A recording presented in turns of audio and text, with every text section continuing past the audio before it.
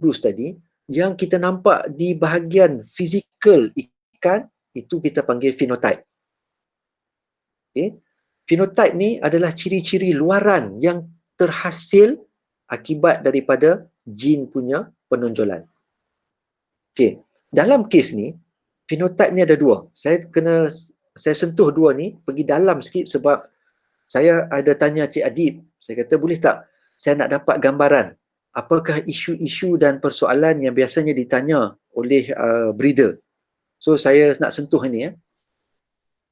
Phenotype kualitatif ni adalah benda-benda seperti yang tuan-tuan lihat pada badan. Warna badan, bentuk sirip, corak badan, itu adalah phenotype kualitatif. Bagi kes-kes yang tuan-tuan rasa nak hasilkan ikan gapi yang cepat besar, saiz besar, maksudnya benda tu boleh diukur, dia termasuk dalam kategori phenotype kuantitatif. Kenapa ada dua ni? Kualitatif, kuantitatif. Kes-kes macam saya kata tadi, rambut lurus, rambut kerinting, siapa nak keluar dulu? Itu dinamakan kualitatif. Benda-benda yang kita tak boleh ukur, tapi kita boleh nampak. Kuantitatif ni benda yang kita boleh ukur. Saiz. Tuan-tuan nak hasilkan gapi giant, itu kuantitatif. Apa beza dua-dua ni? Kualitatif, dia kes macam tadi. Ada jin yang kawal, spesifik. Jin rambut lurus, jin rambut kerinting. Kuantitatif, dia banyak jin yang kawal. Tuan-tuan nak hasilkan ikan gapi giant, dia bukan ada satu jin. Dia melibatkan banyak jin. Jadi kaedah pemilihan untuk nak hasilkan gapi giant tak akan sama dengan kaedah tuan-tuan nak pilih ikan untuk hasilkan ciri-ciri corak badan dan warna badan. Dua kaedah berbeza apabila tuan-tuan nak buat pembiakbakaan. Sebab apa? Sebab satu ni ada jin spesifik yang kawal, yang pasal kadar pembesaran ni ada banyak jin yang kawal dia. Kalau nak tahu lanjut nanti saya boleh explain lebih. Seperti yang saya katakan, kalau phenotype kualitatif, jin yang kawal tak banyak. Okay? Tapi kuantitatif banyak. Boleh capai sehingga 100 jin yang kawal. Okay. Dalam gapi ni, dia lain sikit berbanding dengan ikan-ikan yang lain. Kat mana yang dia lain? Gapi ni, setengah jin, dia duduk di kromosom seks. Kan? Kalau tuan-tuan tengok, betina, color pudar, ekornya pun pendek, adalah sikit corak. Ada setengah tu langsung nampak huduh. Jantan, selalunya badannya lawa, ekornya besar. Sekiranya dia spesifik, jantan ada ciri ni, betina ada ciri ni, maksudnya jin tersebut dia duduk pada kromosom seks. Kalau tuan-tuan biasa dengan kromosom seks ni, kita lelaki, kromosom seks kita X dan Y. Kalau betina, X dan X. Jadi, dalam kes gapi, sangat berbeza dengan ikan seperti ikan beta kerana kebanyakan jin yang kawal warna dan corak badan terletak pada kromosom seks. Kebanyakan. Tapi saya tahu ada juga beberapa ciri lain dia duduk pada kromosom biasa. Sebabkan itulah kita kena faham bahawa ada pembawaan ciri tertentu memang datang daripada betina dan ada pembawaan ciri tertentu memang datang daripada jantan. Okey? Baik, kita dah habis segmen yang pertama ni, di mana tuan-tuan telah diperkenalkan dengan apa itu genetik, ilmu pewarisan. Tuan-tuan telah pun tahu bahawa di dalam ikan, segala benda yang tuan-tuan lihat, corak badan, warna badan, bentuk sirip, semuanya itu dikawal oleh jin. Dan jin yang kawal secara spesifik ciri tertentu, saya bagi contoh macam tadi lah, jin rambut, itu kita namakan genotype. Dia boleh ada berpasangan, jin yang sama kita panggil homozygous, jin yang berbeza heterozygous. Apabila genotype ini menonjolkan ciri-cirinya sehingga kan tuan-tuan boleh lihat pada badan ikan itu, ia dinamakan phenotype. Okey?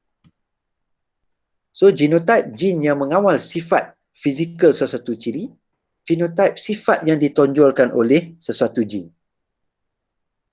Okay? So gapi ni dia berbeza kerana dia mempunyai ciri-ciri yang dikawal oleh jin yang terletak pada kromosom seks. Baik, saya berhenti dulu takat ni. Segmen yang kedua ni saya nak membicarakan tentang bagaimana genetik ni, jin ni boleh mempengaruhi penghasilan warna dan corak badan berasaskan kepada genetik gapi. Saya nak sentuh genetik gapi, bukan genetik beta, bukan genetik tiger barb. Sebab gapi ni dia unik. Jadi saya akan sentuh ini, tapi saya stop dulu ni, saya buka sekiranya ada sebarang persoalan ataupun ni. So saya patah balik, alternate kan? Ya. Alternate apa tadi? Tab kan? Alternate tab. Okey.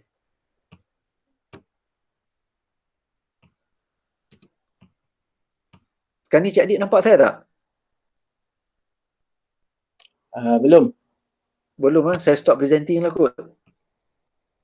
Okey. Boleh? Okey. Okey, ada apa-apa persoalan ke nak tanya dan sebagainya? Sebelum kita pergi lanjut dari segi apa ni, macam mana jin tu dia boleh mempengaruhi penghasilan sesuatu ciri pada ikan apa ni, ikan gapi. Dalam masa yang sama, kalau katalah ni, saya juga nak sentuh ada beberapa soalan yang Cik Adib dah kumpulkan sebelum ni juga.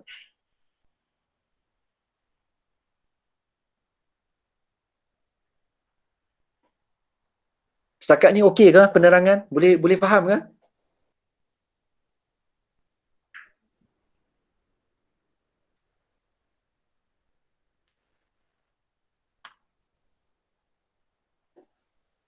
Ada ke dekat ni? Oh, dekat ni chat. Saya kena tekan chat. Okey. Vincent Tan. Ada website ke yang boleh dikongsi sebagai rujukan? Ada. Nanti saya akan tunjukkan, Mr. Vincent. Ada. Nanti saya akan tunjukkan.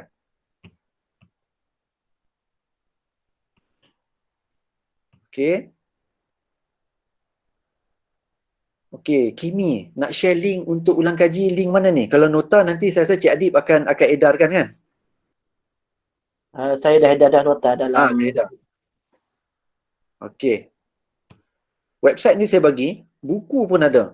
Satu buku ni, saya pun dapat maklumat buku ni pun daripada Cik Adib sendiri. Dia hari tu waktu saya melawat rumah dia 2 tahun lepas. Waktu beli ikan pada dia, dia tunjukkan. Saya pun dapat download. Buku tu sangat bagus oleh Shadok. Okey. Sekiranya saya tengok dalam chat tak ada, saya nak sentuh kat sini ya. Ada beberapa perkara ni yang ada Cik Adib pas dekat saya berdasarkan soalan-soalan daripada breeder.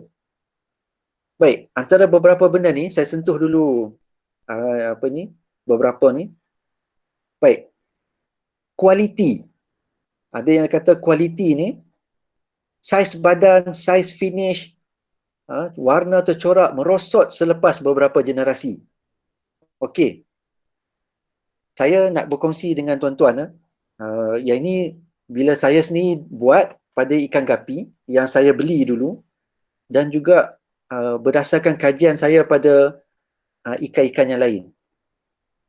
Apabila tuan-tuan buat breeding untuk hasilkan ikan yang kita kehendaki, salah satu punca utama penyebab kepada kualiti itu merosot adalah berlakunya, kalau dalam bahasa biasa kita panggil sumbang mahram. Okay? Kita panggil sumbang mahram. Apa maksud sumbang mahram ni? Kita kahwinkan adik dengan kakak, abang dengan adik, mak dengan ayah. Mak dengan ayah pula. Mak dengan ayah tu tak adalah apa? Anak dengan mak, anak dengan ayah. Apabila tuan-tuan melakukan perkara ini berulang kali, kita telah melaksanakan inbreeding. Right? Saya bagi satu contoh tuan-tuan, ini pengalaman saya sendiri yang saya baru buat. Apabila saya membeli ikan daripada breeder, 2 pasang sahaja, dan saya menghasilkan anak, dan anak tersebut lahir dan dibiarkan berkahwin sesama dengan dia, apa yang saya telah buat? Saya telah melaksanakan inbreeding. Bila kita buat inbreeding ni tuan-tuan, banyak kajian, termasuk yang saya tengok pun dah ada, yang saya sendiri buat, dia memang akan menyebabkan kualiti jatuh satu. Dia melemahkan jin. ikan tersebut. Yang ketiganya, dia boleh menghasilkan kecacatan. Yang ini antara beberapa sebab. Selain daripada sebab-sebab faktor luaran lain. Saya tahu pemakanan mempengaruhi. Kalau tuan-tuan bagi makan yang tak betul, ikan pun kualiti akan jatuh. Tetapi itu faktor luaran. Ini saya nak bagi contoh. Ikan, kalau tuan-tuan beli kualiti bagus, tuan-tuan hasilkan memang bagus. Ni confirm bagus. Bukan inbreeding dan sebagainya. Memang bagus. Tetapi tuan-tuan tak jaga dia. Ikan tu jadi kurus. Okay? Dia jadi lemah, tak nampak segar. Jangan salah faham.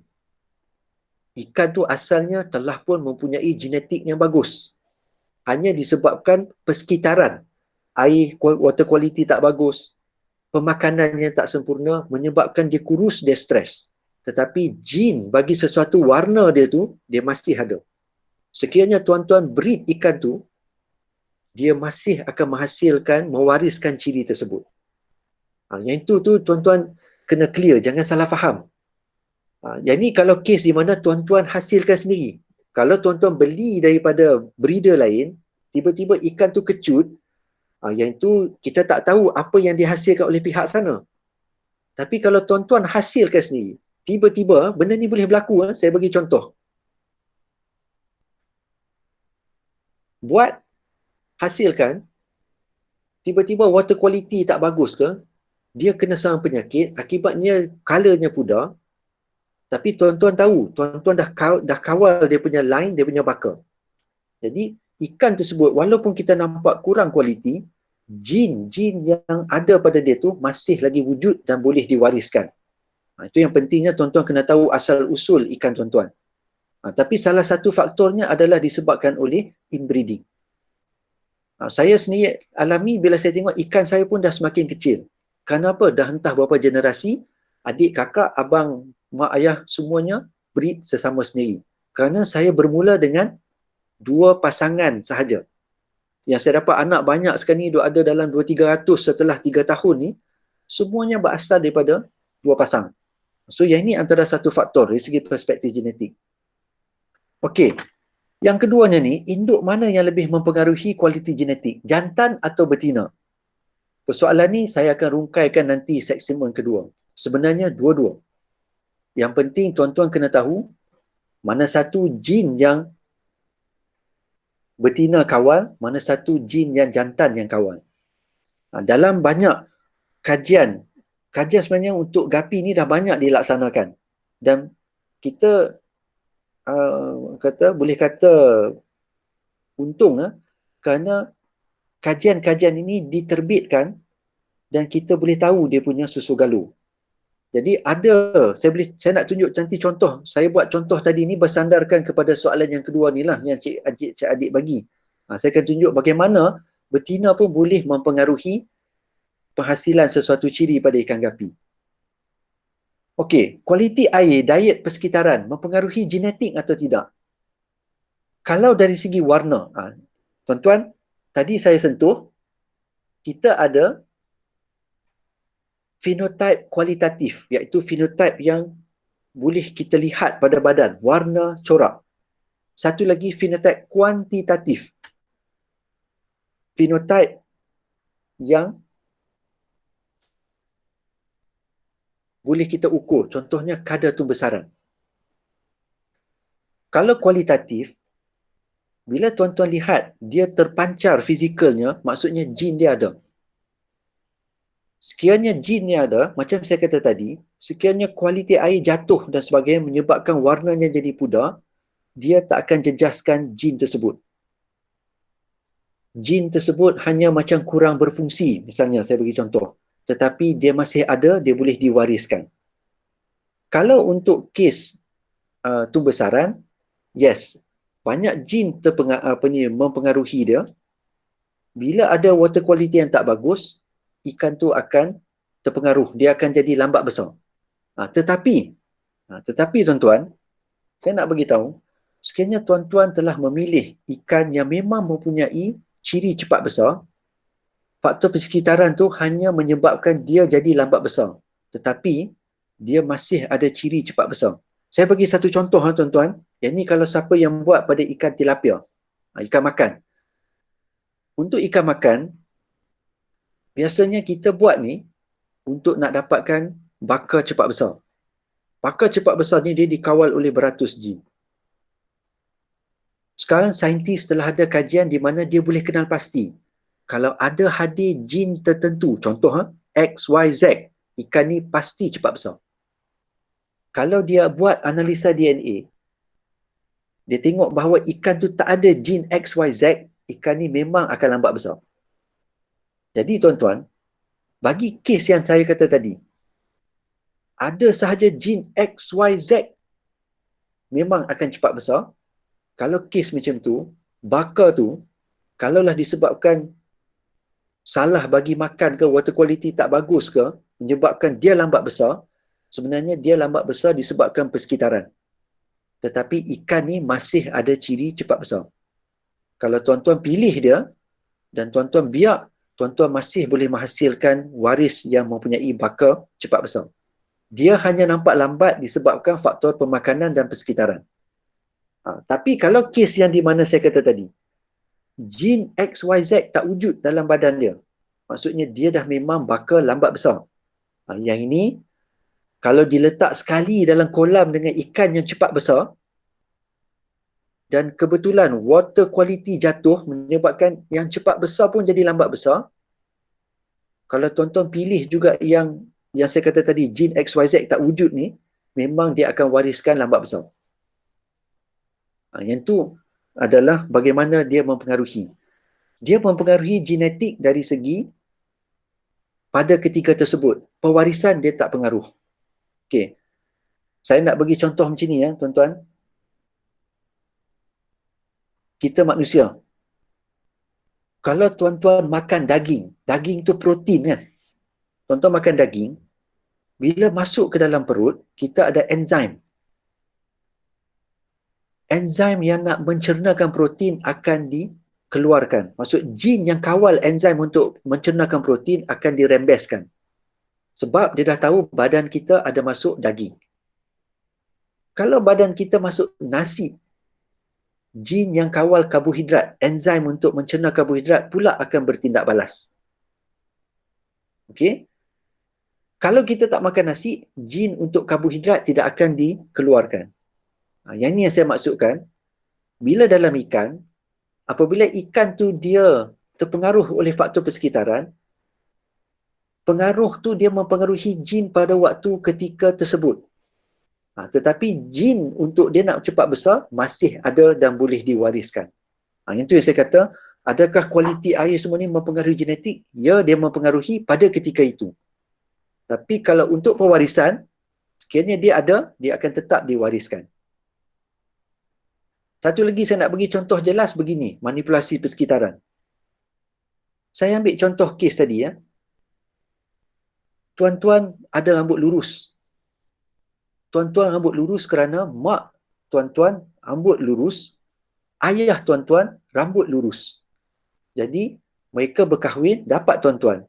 Tuan-tuan mewariskan jin rambut lurus daripada ibu, jin rambut lurus daripada ayah.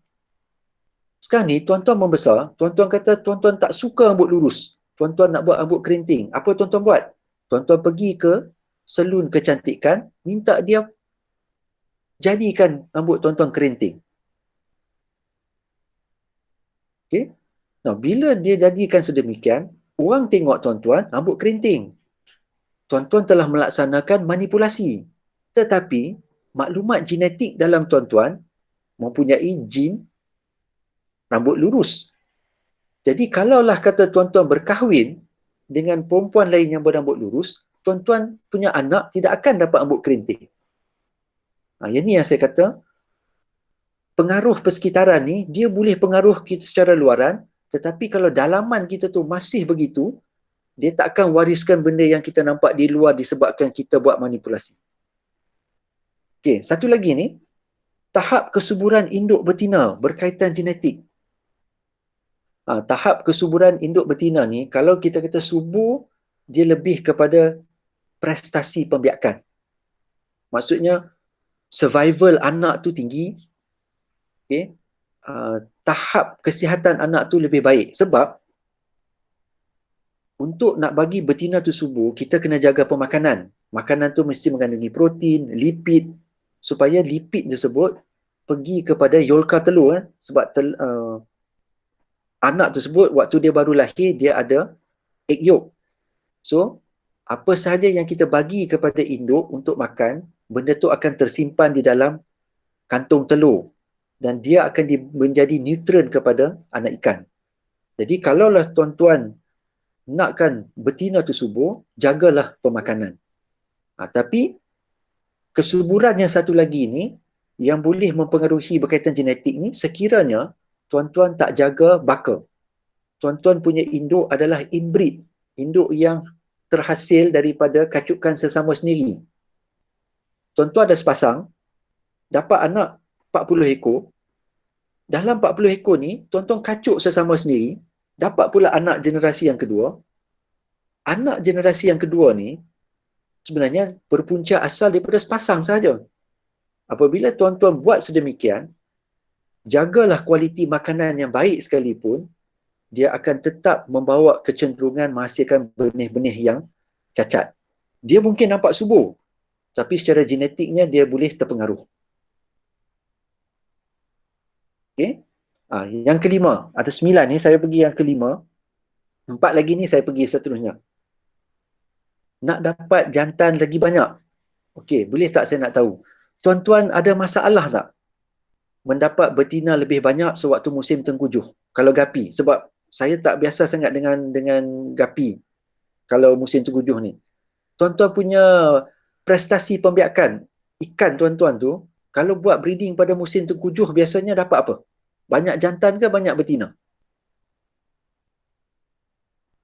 Ada siapa yang boleh berkongsi? Especially siapa yang duduk di Kelantan lah dengan Terengganu. Banyak tina kan? Banyak betina. Yes. Okey. Ada beza tak berbanding dengan tuan-tuan breed sewaktu musim kemarau atau musim panas? Kita tengok dalam chat. Ada siapa yang boleh respon? Okay, ada 2 yang bagi tahu. Kalau musim tengkujuh dapat banyak betina. Kalau musim biasa, musim panas, dapat lebih kurang ataupun lebih banyak jantan. Macam mana yang tuan-tuan biasanya dapat?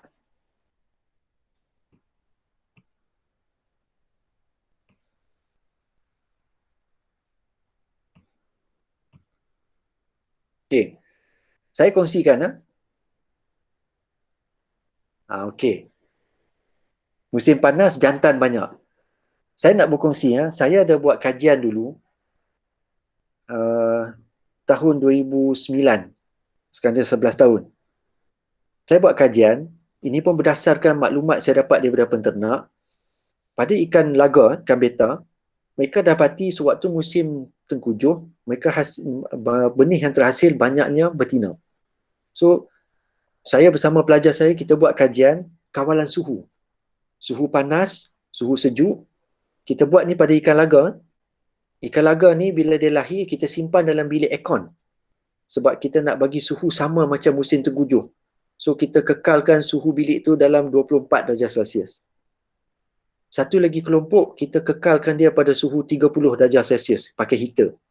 Sebab kita nak buat kajian. Okey, kalau dari segi ikan laga, jantan lebih banyak terhasil sewaktu suhu tertinggi. Pertambahan lagi 25% lagi bandingnya. Biasanya kita akan dapat nisbah 1:1. Kalau pada musim panas, kita boleh dapat nisbah jantan betina 3:1. Kalau pada musim sejuk, pada suhu sejuk, kita dapati betina lebih banyak. 2:1 dia punya nisbah dia. Okay? So, kalau nak dapat anak jantan yang lebih ramai, saya tak pasti kalau gapi, kalau tuan-tuan nak cuba, benda ni pun saya pernah cakap juga, cuma ada setengah breeder kata nanti kos elektrik. Sebab bila kita nak buat, kos elektrik kan sebab nak pakai heater. Cuma, apa yang saya nak bagi tahu kat sini, suhu yang lebih tinggi, dia boleh mempengaruhi jantan yang banyak. Okey, kaedah yang kedua yang biasa kita buat Yang ni dibuat pada ikan tilapia. Ikan gapi saya tak pasti. Ikan tilapia, bila ikan tu lahir, mereka hasilkan dia panggil all male. Baka benih semua jantan. Apa yang dia orang buat?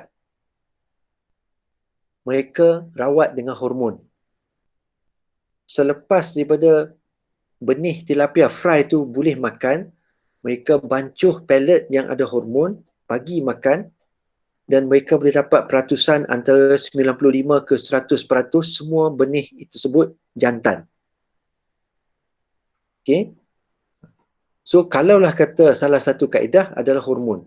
Cuma kaedah hormon ni, satu kos, keduanya, air buangan tersebut. Sebab bila tuan-tuan bagi makan hormon, hormon tu akan menyerap ke air. Jadi kalau tuan-tuan buang air ke persekitaran, dia dah mencemarkan persekitaran. Itu. Itu yang saya kata salah satu alternatifnya boleh kita cuba untuk menggunakan suhu. Okey. Gapi boleh berubah jantina tak? Boleh kalau tuan-tuan buat rawatan macam saya kata tadi. Tapi dia semula jadi dia tak akan ubahlah. Dia bukannya hermaphrodite. Macam ikan kerapu, asal lahir satu jantina, bila dah besar bertukar jadi jantan. Itu semula jadi. Tapi gapi dia bukan hermaphrodite. Baik. Ada apa-apa soalan tak daripada peserta? Sebelum saya teruskan saya punya sikit lagi dari segi saya punya perkongsian.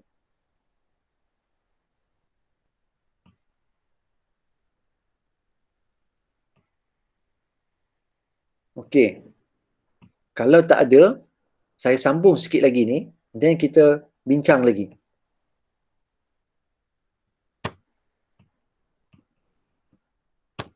As in now, window.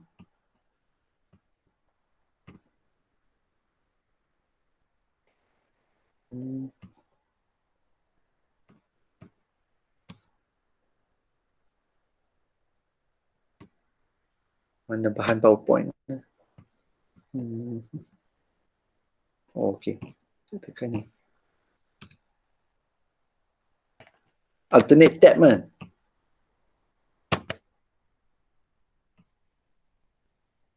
Okey. Tuan-tuan boleh nampak slide tak? Cik Adib nampak slide, Cik Adib?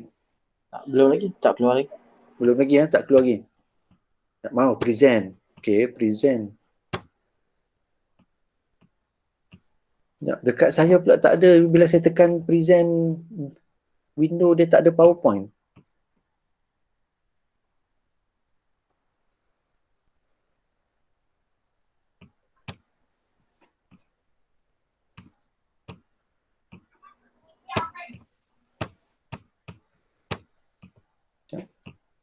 Cancel.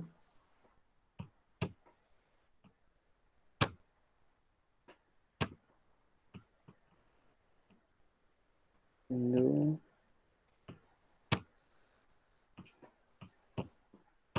Kalau saya present entire screen pun dia boleh juga kan, Cik Adib? Boleh. Okey, sebab macam ni.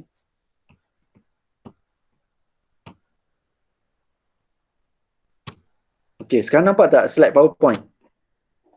Okey, dapat. Okey, alright.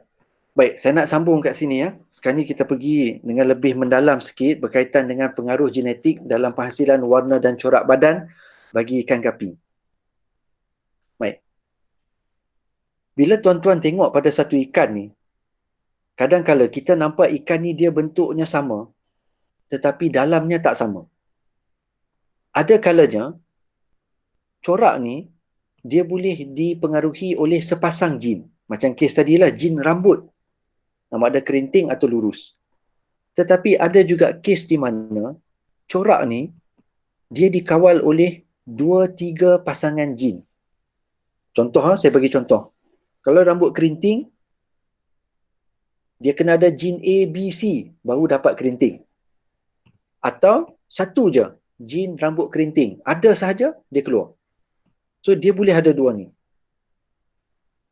Ingat tadi tuan-tuan saya beritahu kan, bila kita buat breeding, separuh maklumat jantan akan berpindah kepada anak kita, separuh maklumat betina akan berpindah kepada anak tersebut. Jadi anak tersebut menerima separuh maklumat genetik jantan, separuh maklumat genetik betina. Bila kromosom tu bergabung, akan ada tindak balas. Macam saya bagi contoh tadi, rambut kerinting, rambut lurus. Dalam tindak balas jin ni tuan-tuan, kita ada tindak balas yang kita panggil dominant.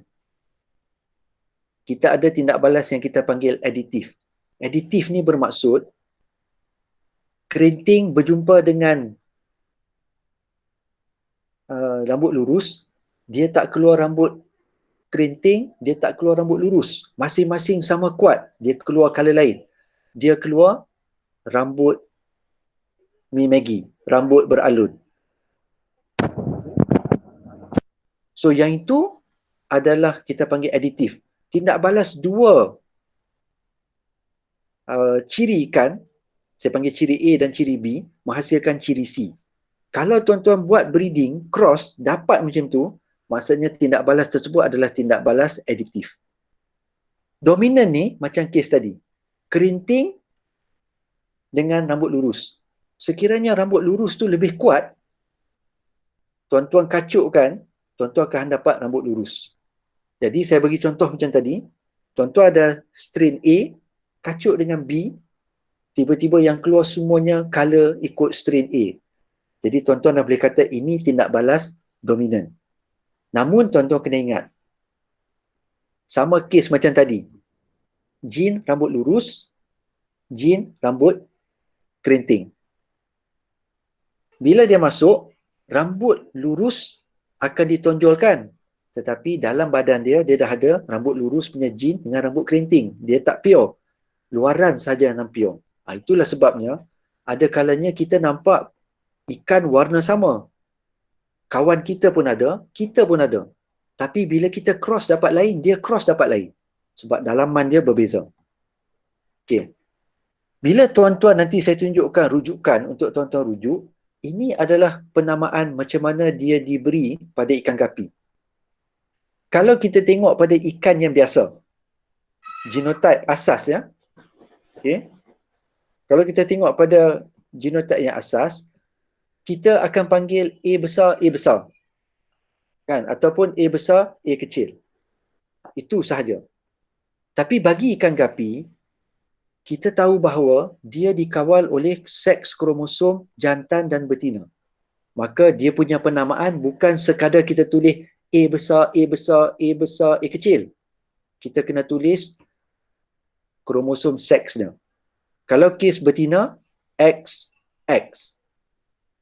Kalau kromosom jantan, X, Y. Dan dia punya genotype tu terletak di sebelah kanan, sama ada di bahagian atas. Jadi kalau tuan-tuan nanti, bila saya tunjuk rujukan-rujukan, bila tuan-tuan tengok, dalam ikan gapi, dia akan tulis begini. XX, maksudnya dia merujuk kepada betina.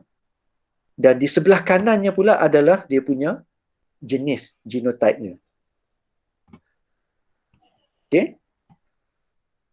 Kalau dia homozygous, sama. Kalau heterozygous, akan ada macam inilah, A besar, A kecil. Tapi berpasangan dengan kromosom seks. Baik. Macam mana kita bagi penamaan dia? Bagi kes-kes yang bersifat dominan. Okay, saya bagi contoh macam ni ya.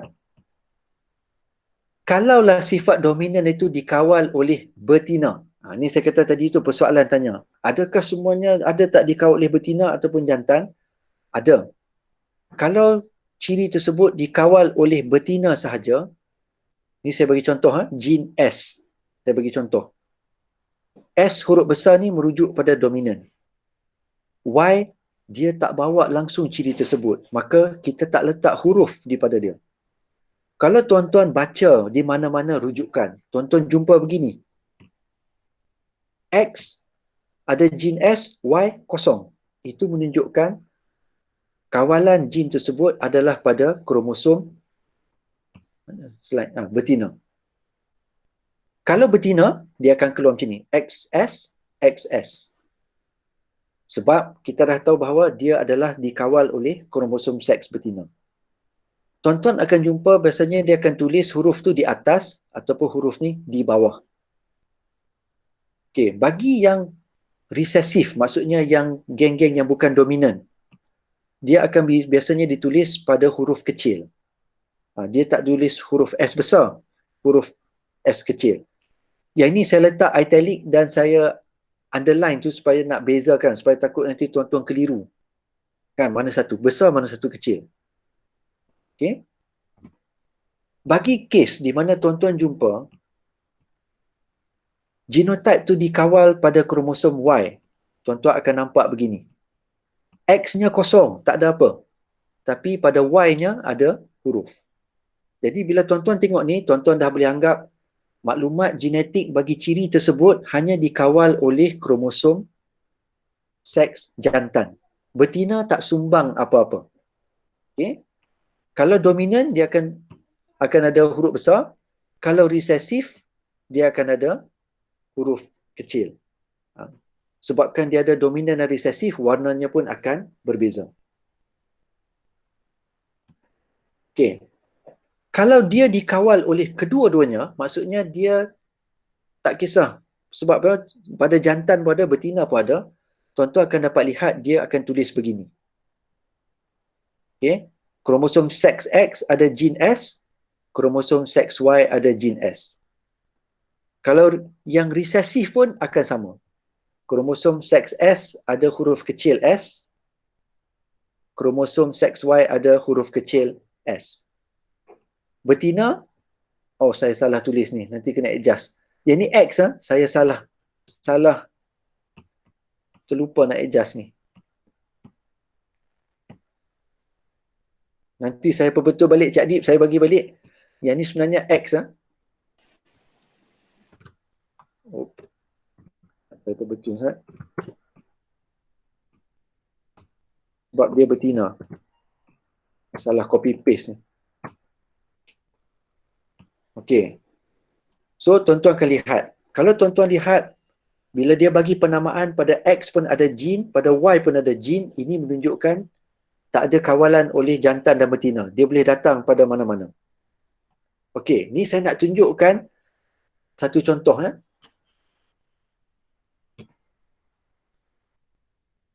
Ini jantan, betina. Okey. Oh, yang ni tak ni. Okey. Yang ni. Yang ini terakhir bagi saya untuk berkongsi pada hari ini. Ni saya nak tunjukkan, kebetulan bila saya tengok Cik Adib kumpulkan persoalan ni, ini adalah satu contoh tindak balas di mana jin bagi ciri.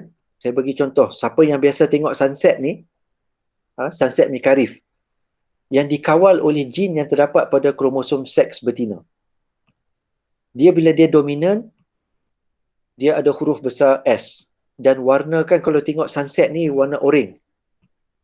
Okay. Ada satu contoh ni, dia di-crosskan dengan yellow mikarif punya ciri. Baik. Yellow ni, dia punya gene dia resesif. Maksudnya dia tak kuat. Jadi dia S huruf kecil. Now, apa berlaku apabila tuan-tuan nak crosskan antara sunset dengan betina yellow? Okay. Betina yellow ni, dia ada 2X sebabkan kita tahu gene tersebut berada pada kromosom X, dikawal oleh betina. Maka, dia akan duduk di sini. Now, saya nak tunjukkan. Biasanya kita akan buat pakai Punnett square. Okay. Saya dah beritahu kepada Cik Adib. Kata sebab masa ni terhad, sebab biasanya dulu waktu saya berkongsi dengan peternak ikan beta, waktu kita buat kursus bersemuka lah sebelum PKP ni tahun lepas, kita buat bengkel sehari. Jadi mereka berpeluang untuk buat melihat tindak balas secara direct dan membina line, belajar macam mana nak bina line. Tapi memandangkan sesi ni hanya sekejap, so saya nak tunjuk ni, dan saya beritahu kepada Cik Adib, kalau sekiranya ada mereka yang nak tahu lebih lanjut, saya tak ada masalah untuk kita buat siri yang kedua, kita fokus kepada melihat jenis-jenis ikan gapi dan juga tindak balas, apa yang berlaku, bagaimana tuan-tuan nak buat pengiraan dan sebagainya, supaya tuan-tuan boleh membuat pemilihan induk yang lebih tepat. Okey, ni saya tunjuk kat sini ya. Biasanya dalam kita nak buat, kita guna Punnett square. Tuan-tuan tahu, bila tuan-tuan buat breeding, separuh maklumat datang daripada jantan, separuh maklumat datang daripada betina. Jadi, macam mana kita nak tahu apa yang terhasil pada anak tu? Saya tunjuk salah satu. Kita akan ambil satu genotype jantan di sini, sebab kita kata separuh mungkin akan datang daripada ini, separuh lagi genetik anak akan datang daripada Y. Pada betina, kita tahu bila kita buat breeding, kemungkinan separuh maklumat datang daripada sini, separuh lagi maklumat datang daripada kromosom X yang satu lagi. Okey. Ingat tadi bila saya tunjuk pada tuan-tuan pewarisan kan, kita buat breeding. Okey. Bila tuan-tuan buat breeding pada ikan, satu separuh dikongsi, satu lagi datang daripada betina. Maka akan ada ikan yang mempunyai genotype berikut, terhasillah ikan ini. Apabila dia berjumpa dengan S besar, sebabkan dia bersifat dominan, dia tak kisah kat sini kecil, dia akan tonjolkan ciri sunset. Dalam kes ni, betina sunset akan keluar. Dan dia juga akan berkemungkinan separuh maklumat genetik datang daripada sini, separuh lagi datang daripada yang ni. Tadi, sini dengan sini. Ini, sini dengan sini. Maka, dia juga akan menghasilkan betina XX. Disebabkan ada gene S ni yang besar, maka dia akan keluar anak sunset. Now, dalam kita buat breeding, akan ada juga maklumat genetik yang datang daripada kromosom Y, sebahagiannya. Dan dia akan bergabung dengan salah satu daripada kromosom X ini. Maka, anak yang terhasil sebabkan ada X dan Y, jantan. Bila anak yang terhasil ni jantan, tuan-tuan boleh lihat, bila kita cross dengan betina yellow, yellow ni dia mempunyai ciri lemah, resesif. Maka, jantan yang keluar bukannya sunset, walaupun tuan-tuan pakai jantan sunset. Yang keluar adalah jantan yellow. Okey?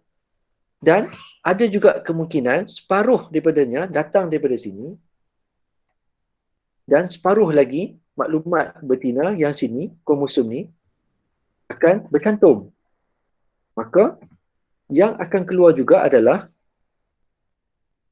jantan yellow, di mana sumbangan maklumat genetik resesif S ni datang ke sini, kromosom seks Y yang datang daripada jantan sunset bergabung dengan kromosom X betina yang mempunyai gene S resesif. Disebabkan jantan memang tidak kawal warna sunset, yang kawal adalah betina, maka jantan ni nak hasil sunset tertakluk kepada apa yang ada pada kromosom seks betina. Jadi tuan-tuan boleh tengok, saya nak tunjuk contoh sini adalah satu contoh yang berbalik pada persoalan tadi. Bagaimana betina boleh mempengaruhi penghasilan warna. Tuan-tuan ada jantan sunset, tuan-tuan cross dengan betina yellow, tuan-tuan dapat semuanya betina sunset tetapi jantan yellow. Jadi dalam kes ni, jin bukan dikawal oleh jantan, dia dikawal oleh betina. So, dapatlah sedemikian. Dan sekiranya tuan-tuan buat pengiraan, tuan-tuan akan dapati, tuan-tuan akan dapat 50% jantan dan 50% betina. Yang ini kalau tuan-tuan nak tahu lanjut, saya tak ada masalah untuk kita buat siri kedua, kita nak tunjukkan pengiraan. Jadi tuan-tuan dah boleh tahu, bila tuan-tuan buat breeding, dapat jumlah anak tertentu, buat pengiraan, kita dah boleh tahu. Genotype dia ni S besar, S kecil. Ataupun S besar, S besar. Sebab benda ni dia bukannya teori, dia adalah benda yang hasil daripada aktiviti yang telah dilakukan di lapangan, maka dijelmakan dalam bentuk penulisan untuk difahamkan kepada mereka yang nak buat pembiakbakaan. Okey. Jadi secara asasnya saya nak tamatkan saya punya perkongsian sebelum kita buka kepada soal jawab. Tuan-tuan boleh lihat, apabila tuan-tuan melaksanakan pembiakbakaan pada ikan, harus kita ingat apa yang berlaku. Separuh maklumat genetik daripada betina akan berpindah kepada anak, separuh maklumat genetik daripada jantan berpindah kepada anak. Di sinilah yang menunjukkan bahawa ciri-ciri yang ada pada ikan tu pada asalnya telah pun hilang. Dia nak wujud balik bergantung kepada macam mana dia berpasangan. Seperti mana tuan-tuan tengok tadi, ciri sunset pada jantan telah pun hilang apabila dia punya gabungan sudah tidak sama. Cantuman sumbangan separuh daripada jantan dan betina ini akan membentuk maklumat genetik pada anak yang baru. Dan bila dia berjumpa, bergantung kepada tindak balas sama ada dia aditif ataupun dominan, dia akan menghasilkan ciri-ciri yang kita dapat lihat atau tuan-tuan dapat lihat pada mana tuan-tuan buat breeding pada ikan gapi tuan-tuan. Okay. So, hari ini kita telah pun berkongsi tentang konsep genetik. Okay. Semua benda tu ada kawalan. Maklumat yang mengawal sesuatu sifat ikan tu adalah jin. Dan jin ni yang mengawal sesuatu fungsi dipanggil genotype. Ciri yang ditunjukkan secara fizikal itu adalah phenotype. Okay. Dan jin ni bila dia diwariskan, dia akan berpasangan. Bila dia berpasangan, dia akan bertindak balas. Dan tadi saya telah tunjukkan satu contoh kepada tuan-tuan, tindak balas dominan. Dan bagaimana pengaruh betina mempengaruhi penghasilan sesuatu ciri pada anak benih ikan yang kita buat. So saya rasa secara kesimpulannya, ini yang saya nak tunjukkan balik. Asas genetik dalam pembiakbakaan ikan gapi, dan saya juga telah tunjuk kepada tuan-tuan penamaan genotype ikan gapi itu sendiri. Dia unik, berbeza dengan penamaan untuk ikan beta misalnya. Sebab dia mesti kena ada X dan Y. Baik? Sekian, terima kasih Cik Adib. Saya buka pada soalan sebelum saya tunjukkan nanti apa rujukannya.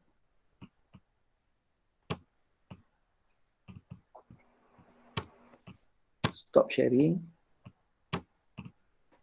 Okey. Ini Cik Adib nampak saya? Ya, nampak. Okey. Alright.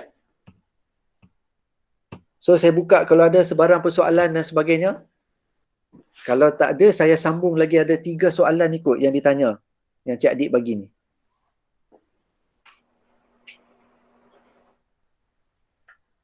Okey, setakat ni okey ke? Boleh peserta-peserta boleh apa ni dapat ke? Kalau confused, jangan segan untuk hubungi saya. Saya tak ada masalah. Apa ni, boleh untuk saya nak berbicara lanjut. Okey. Sementara tuan-tuan ada berkongsi nanti kalau nak soal jawab dalam chat ni, saya nak sambung sikit soalan ni.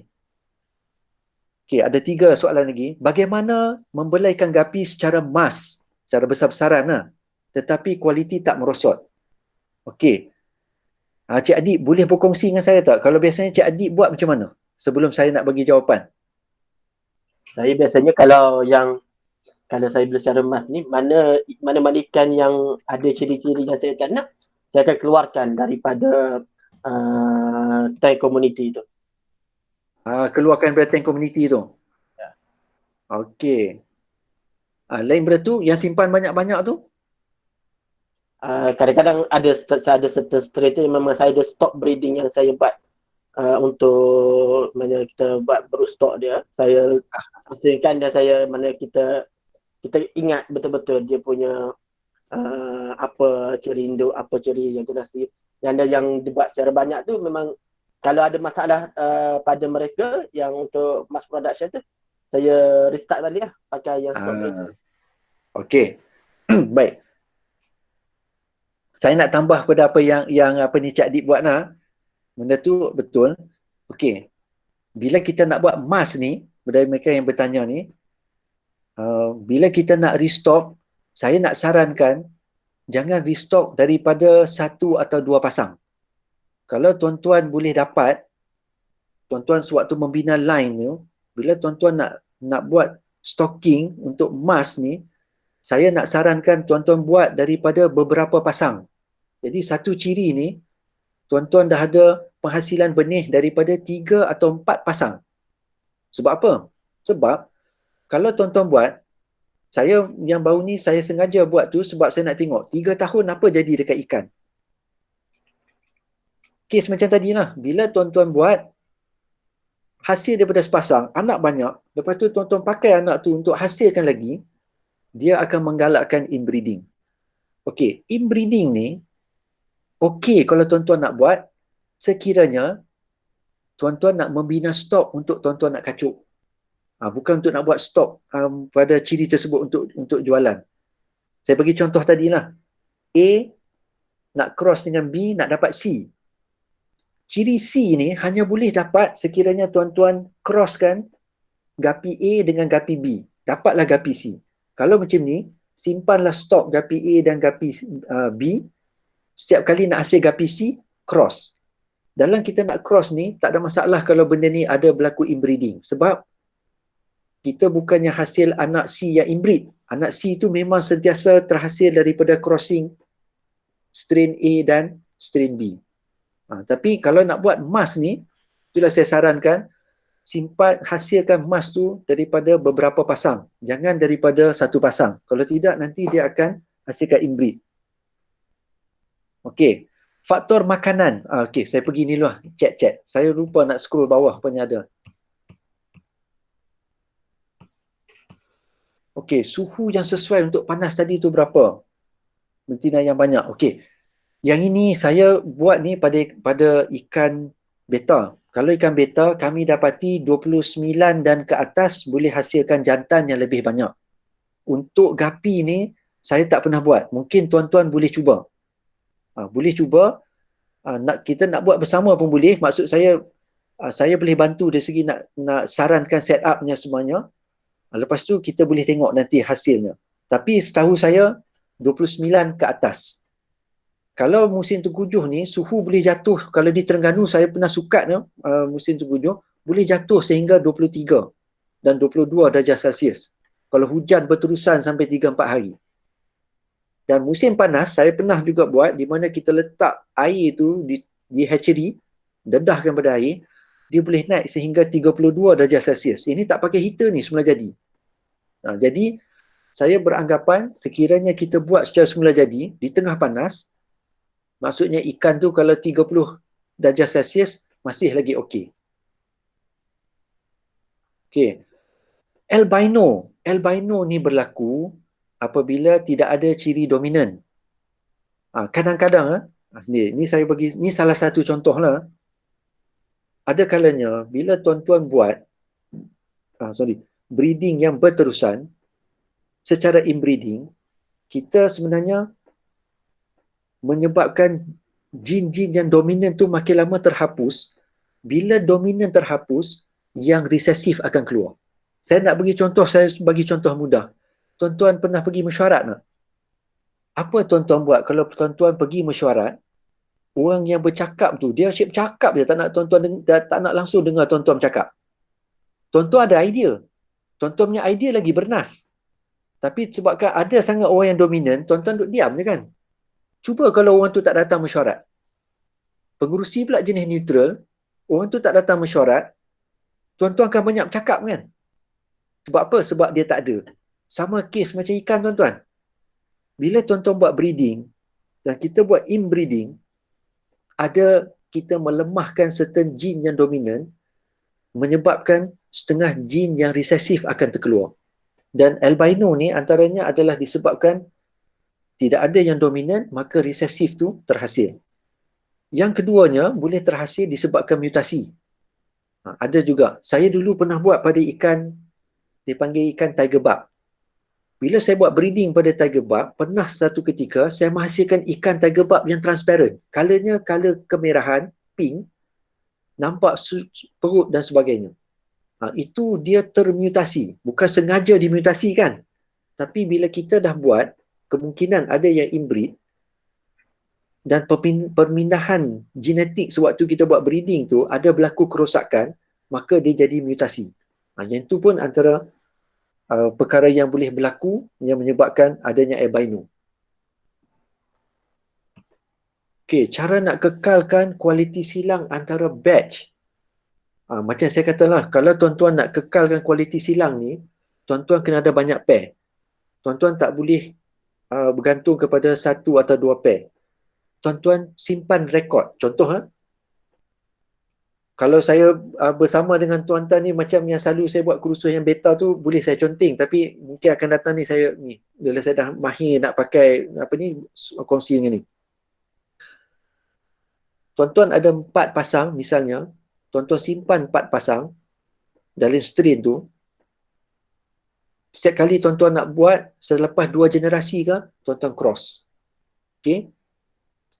Certain masa peringkat, tuan-tuan cross. Yang tu yang tuan-tuan nak kekalkan kualiti silang tu. Yang tu yang antara yang kita nak buat kalau untuk batch lah. Tapi tuan-tuan kena catat, anak ni hasil daripada crossing pair mana. Kalau kita ada 6 pair, oh yang ni crossing pair 1 dengan pair 3. Anak pair 4 yang benih kita simpan sekarang ni adalah anak pair 4 cross dengan anak pair 2. Macam tu. Okay.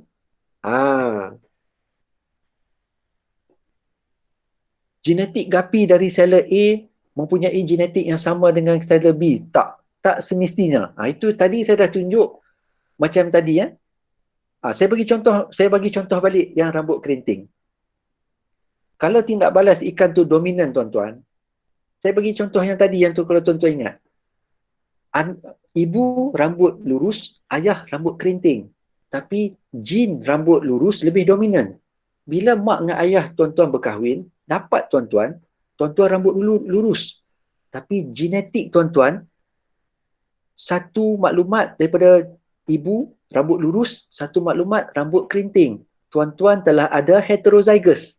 Tapi ciri luaran tuan-tuan, rambut lurus. Kalaulah kata ada satu lagi rakan tuan-tuan, mak dia rambut lurus, ayah dia pun rambut lurus, berkahwin, dapat dia pun rambut lurus. Tapi dia punya rambut lurus dia homozygous sebab jin dalam dia adalah jin rambut lurus daripada ibu, jin rambut lurus daripada ayah, menyebabkan dia dapat rambut lurus.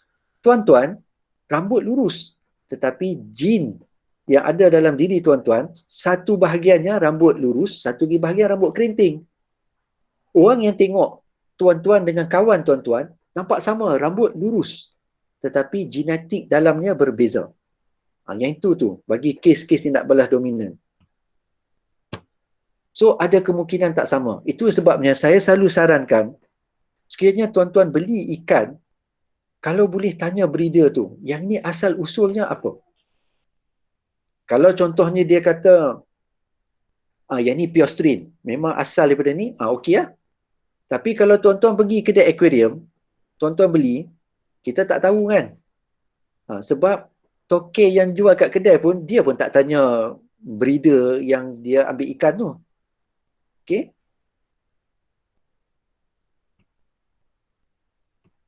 Okey. Kalau saya ada blue grass tapi F1 keluar red grass, macam mana nak buat jin itu stabil?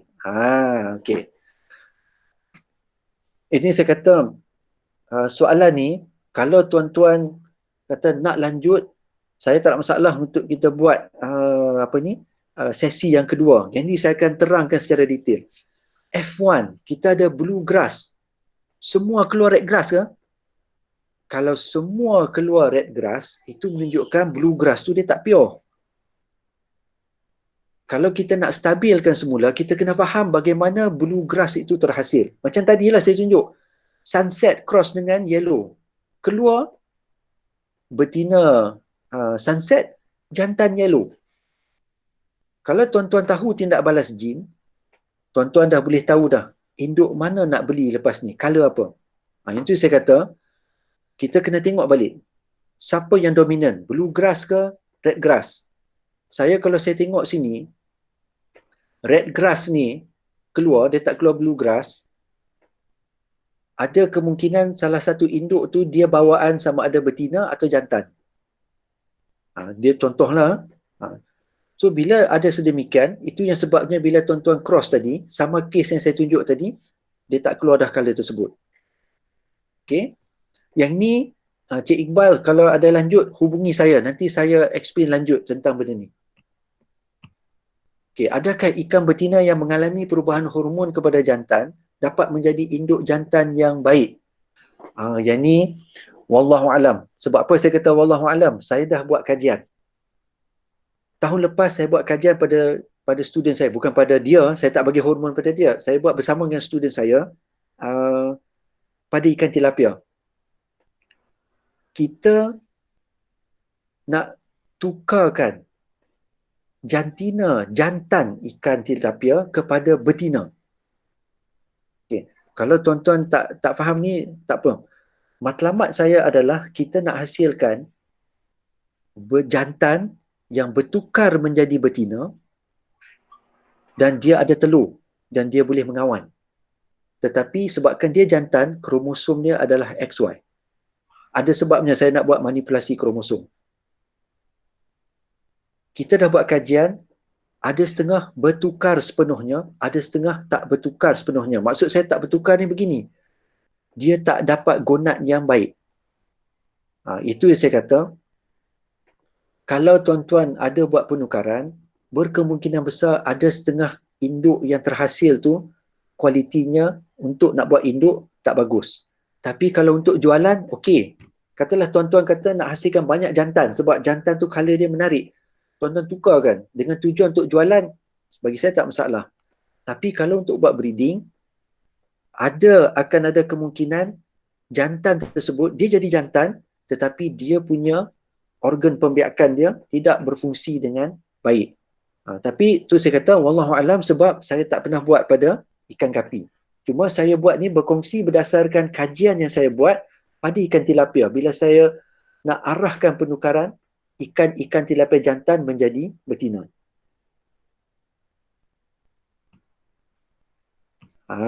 Okey. Cik Iqbal, F1 jantan jadi red grass, yang betina jadi blue grass. Okey, nanti saya buat balik silang tu. Saya mohon Cik Iqbal WhatsApp saya supaya saya ambil number. Sebab saya nampak kes ni lebih kurang macam yellow sunset, sunset dengan yellow.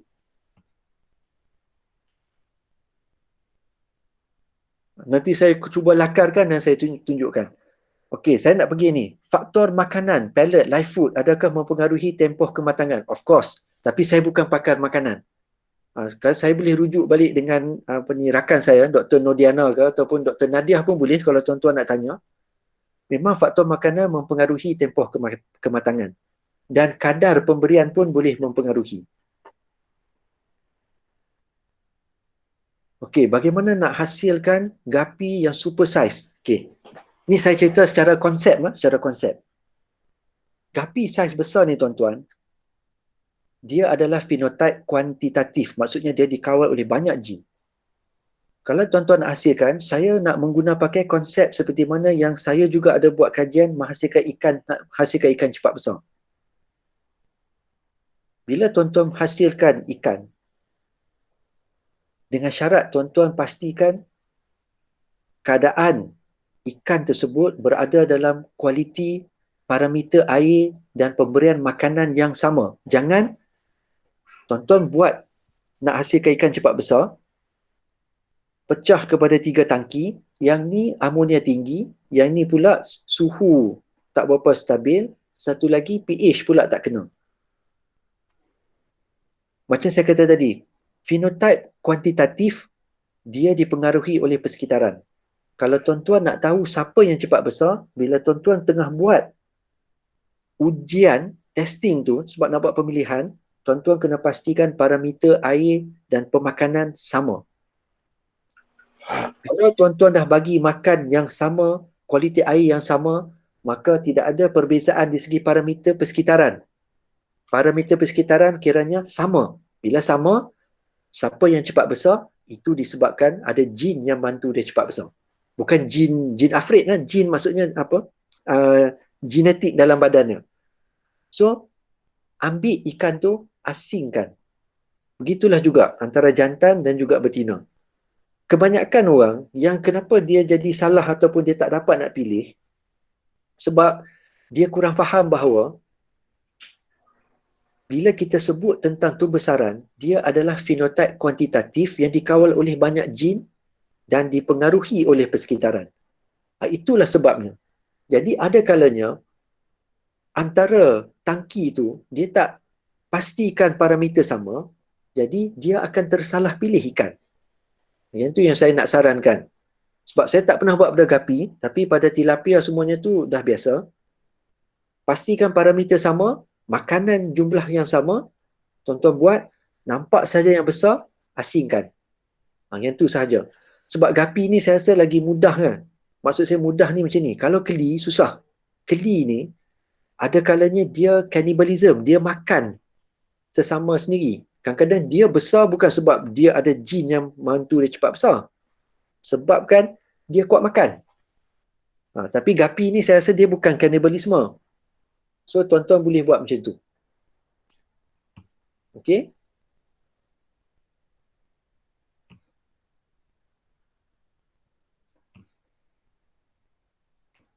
Baik. Saya rasa takat ni dulu. Kalau ada yang lebih lanjut nanti insya-Allah boleh hubungi saya.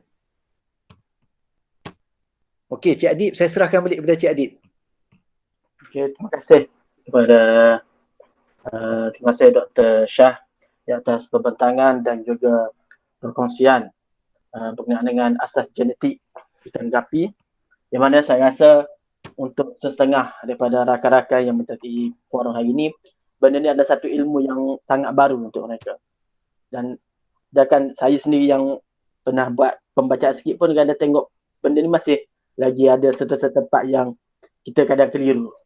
So hari ini dengan pembentangan Dr. Shah ni, alhamdulillah dapat sedikit pencerahan dalam perkara-perkara yang masih keliru.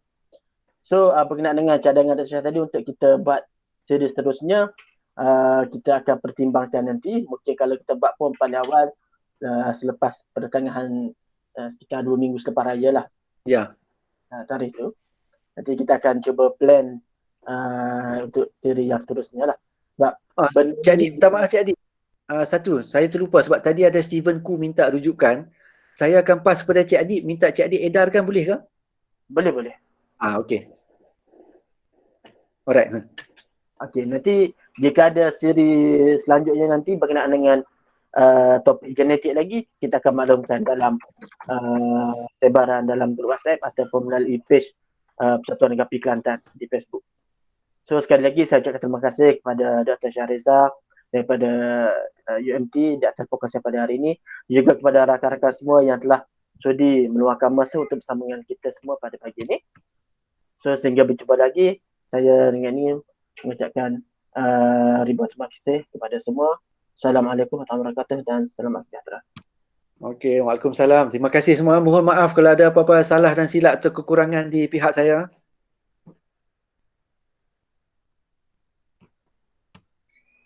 Okey, Assalamualaikum. Saya tinggal. Yang ni nak lift ni kita tekan kat mana?